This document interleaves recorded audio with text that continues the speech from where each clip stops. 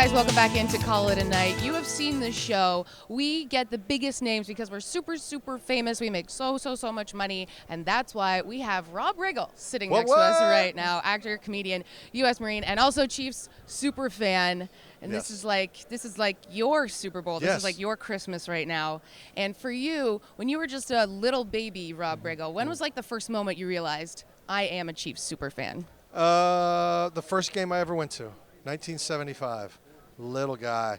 Don't remember much about it other than the fact that we were there and we were way up in the nosebleeds. And I wasn't even paying attention to the game. I was just playing catch with my buddy, my next door neighbor. But yeah, lifelong Chiefs fan. This is the greatest week of my life. And I have 2 kids. So that probably says it all. Yeah, so they're next line. So if the Chiefs were to win the Super Bowl, where would that rank on just life moments? Life moments. Probably 3 or 4. Yeah. The kids, I guess. Kids, there's there's a couple by default. Yeah, there's a couple standards that are in there, but it's top 5 all-time lifetime special moments. Now you had an interesting quote about Patrick Mahomes saying that he is the ultimate improv genius, which is very fitting coming from you. What kind of scene partner do you think he would be like? Amazing. I want to do improv with Patrick Mahomes. Let me just say it. Would he be like good at object work or just? I don't think there's anything he's not good at. So yes, I think he would be great at object work. I think he'd be good at yes and. I think he would be good at making statements instead of asking questions. All the rules of improv. Yes, it would just come natural to him. Yeah, I ask you that as a graduate of UCB. Hey, and we're basically alumni together. That's why we're doing. I didn't know in LA or New York. New York. Yes, yeah. See, that's the ultimate. Come on. Yes, that's what LA's not. That's like the second tier UCB. It's still good. Just like the bootleg UCB. You mentioned. Well, first of all, let me start this again. What do you think about people that wear jerseys of other teams that aren't playing to a game? Like someone wears a Mario Lemieux jersey to a baseball game. Yeah, I don't understand the cross sports thing, but I do understand wearing. Like if I saw a guy around here in a Seahawks jersey, I'd be like, okay, that's his team. You know, he's repping. He wants to be the Super Bowl because he's a fan of the sport. I don't have a problem with that. And here's why. This is my 5th Super Bowl, and I've worn a Chiefs jersey to every Super Bowl, so I'm one of those guys. So then what do you say to people that are like, hey, bro, Chiefs aren't here? I say, yeah, I know. I got that. I figured that much. Believe it or not, I can read. But I would also say, this is my team, and I'm not going to put on a jersey from another team. It's not how it works. Right. So I wish your team good luck. I'll be here next year. I keep telling everybody I'll be here next year in this jersey. Yeah, this is the first year it's actually paid off. Right. I'm here. Well, that's what it's about. Like, you have to put it out in the universe, right? Yes. Or else you're just Drake wearing everyone's jersey, and then it doesn't work out for anyone. It means nothing. Yeah. Now, for your career, you're actor, comedian. You've done so much at Marine, of course. When you look back on everything you've done, what's sort of the biggest takeaway? Biggest takeaway? Ooh, this is a deep question.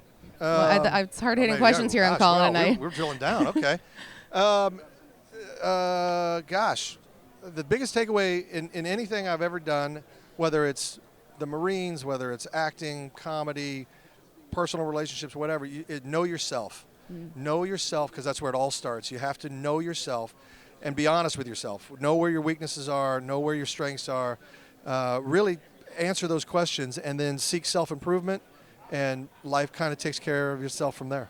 And then in comedy, when you were doing it in the 2000s to sort of where it is now 20 years later, you're still doing it now. What would you say is sort of the biggest difference just with the comedy scene?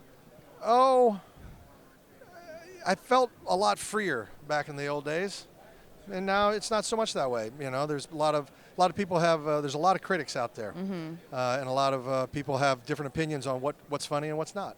Right. So, I think I know what's funny, and I try to exercise that, and other people do their thing. Political correctness. Let's just say what it is. Yeah, no, political definitely. correctness is a tricky beast to navigate these days, and so people are afraid, and you can't do comedy when you're afraid.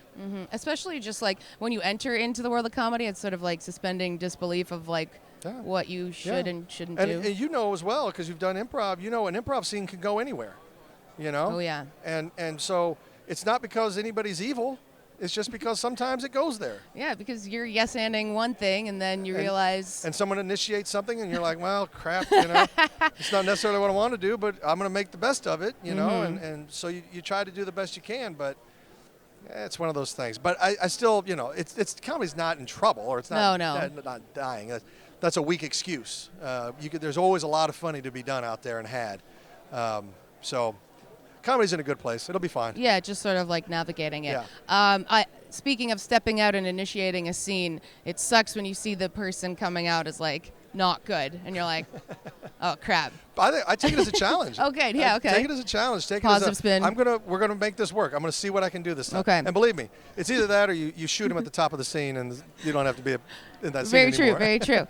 Okay, you are in a Super Bowl ad, which is awesome, and it's the first ever interactive Super Bowl ad. So what does that even mean? I think it's really cool because it's kind of a new offering that people haven't seen yet at this level.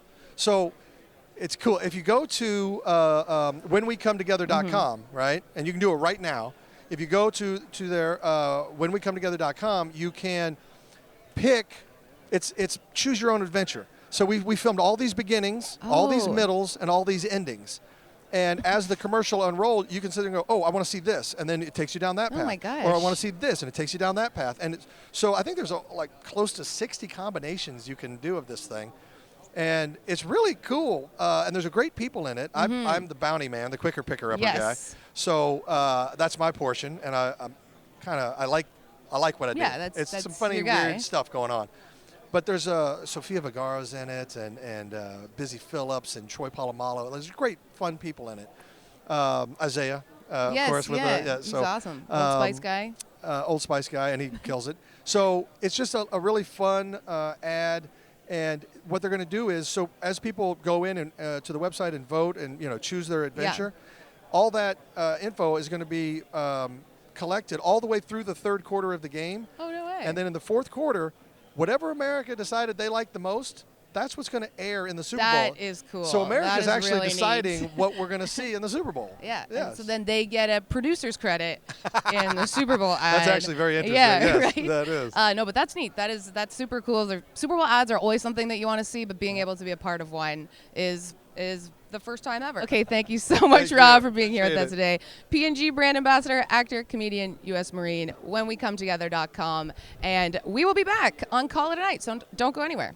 Hey everyone, JSB here. Make sure to like, comment, and subscribe to Fubo Sports on YouTube, or else I guess you could watch puppy videos. That sounds good.